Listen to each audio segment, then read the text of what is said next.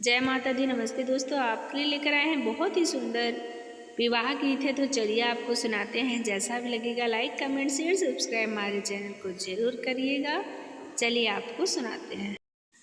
कई कोसे चमके लाली रे सिंहोरवा, कई कोसी चमके लीला रे हो। चौके पर बैठेली बेटी दुलारी, केई करेला सिंदूर दान हो। 10 कोसे चमकी लाली रे सिंहोरवा, 20 कोसे चमकी लीला रे हो।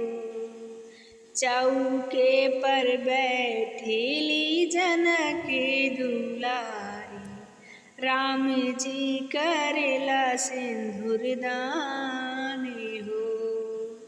अंगना में रोएले बाबा हो जनकी बाबा, भैया जी रोएले दुआर हो।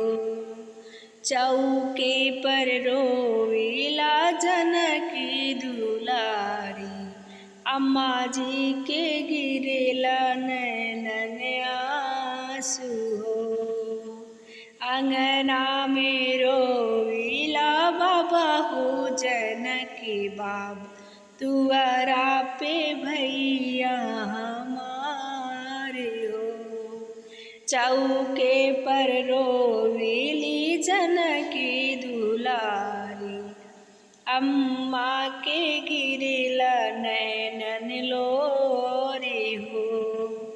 अचरा से तो पीढ़ा की दिया हम पोछनी, आजू धिया जली ससुराल हो।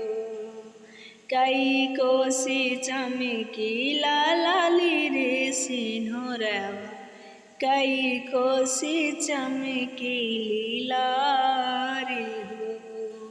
10 कोसी चमकी लाली रे सिंहोरवा, 20 कोसी चमकी लीला रे हो।